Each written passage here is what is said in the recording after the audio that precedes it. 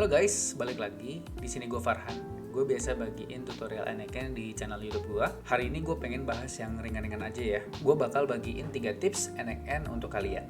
Tonton sampai habis karena gue punya bonus tips di akhir video.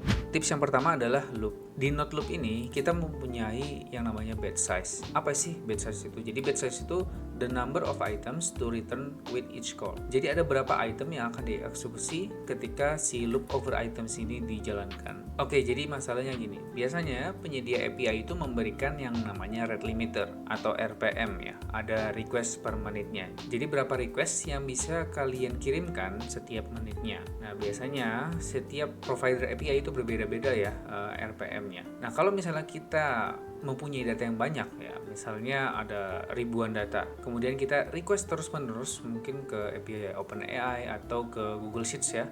Nah, ini akan membuat workflow kita menjadi error. Nah, gue ada case yang gue alamin sendiri. Jadi gue punya Google Sheets yang isinya adalah ribuan data. Dan ribuan data ini nantinya akan gue kirimkan ke OpenAI dan gue bakal update juga secara berkala di Google Sheets. Karena ada ribuan data tersebut, gue kena nih yang namanya rate limiter. Nah, ini kita bisa akalin menggunakan si loop over item tadi. Nah, jadi ini contoh kasus yang gue alamin. Gue punya 2794 data yang harus gue kirimkan ke OpenAI dan juga Google Sheets. Kalau ini dijalankan langsung 2700, maka gue bakal kena yang namanya rate limit. Bisa dari OpenAI, bisa dari Google Sheets. Dengan loop over items, data 2700 tadi gue bisa bagi menjadi item yang lebih kecil lagi. Jadi misalnya di sini gue kasih batch size 10, gue punya 2794 data. Artinya adalah items ini akan dijalankan sebanyak 279 kali. Nah, supaya tips ini bisa bekerja, kita butuh not wait di sini. Jadi ketika 10 item sudah dieksekusi, kita akan tunggu dulu selama detik yang kita set ya. Contoh di sini gue set 30 detik. Ketika 10 sudah jalan dan sudah dieksekusi, workflow akan menunggu selama 30 detik. Kalau sudah 30 detik, baru dia akan mengulangi prosesnya lagi. Dia akan jalankan 10 lagi, masuk ke OpenAI, ke Google Sheets, selesai, kemudian dia akan tunggu 30 detik lagi, dan balik lagi ke loop over items. Begitu seterusnya sampai 279 kali. Kita jalanin workflow-nya, biar kalian bisa kebayang ya, gimana workflow ini bekerja. Kita execute workflow. Nah, dia akan masuk ya, jalan 10. Oke, sudah 10 item, dia akan menunggu ya, dia akan wait selama 30 detik.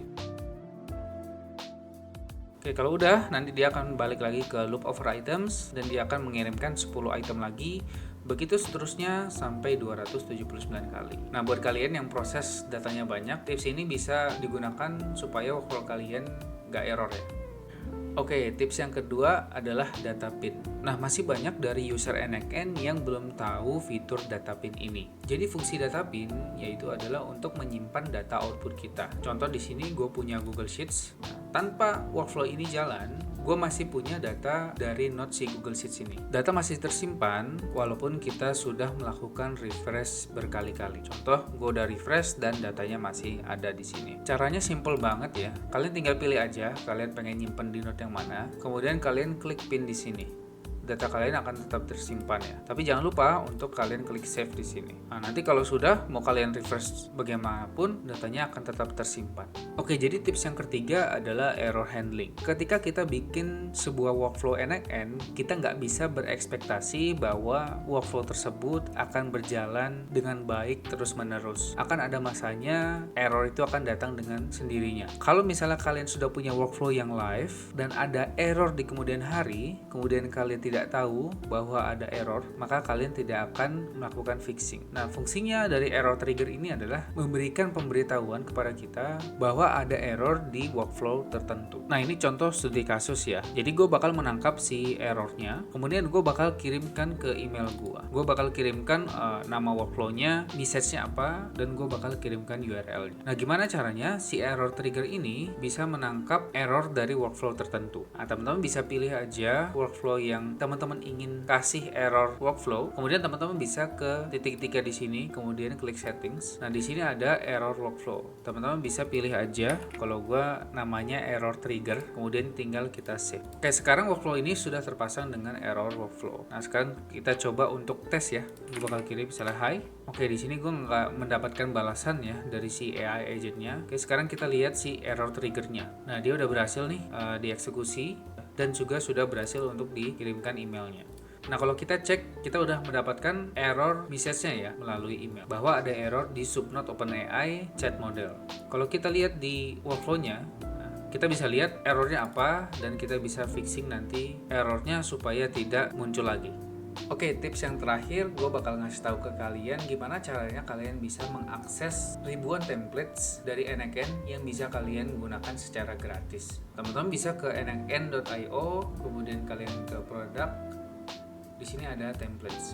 Nah, di sini ada 3.337 workflow automation templates yang bisa kalian pakai secara gratis. Kalian bisa sesuaikan aja dengan kebutuhan kalian masing-masing ya. Mungkin kalau yang lagi rame ya saat ini itu chatbot untuk WhatsApp. Kalau kalian butuh, tinggal cari aja misalnya WhatsApp di sini langsung keluar.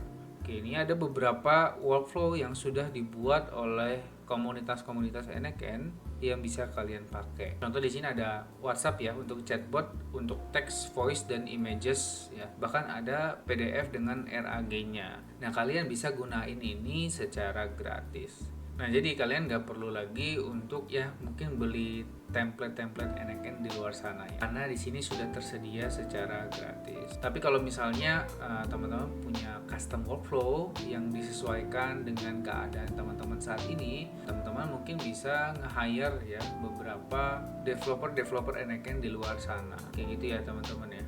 Oke, segitu aja teman-teman untuk tips dan triknya untuk NXN. Semoga bermanfaat. Jangan lupa like dan subscribe. Jika kalian rasa video ini bermanfaat, bisa di-share ke teman-teman kalian. Oke, terima kasih sudah menonton.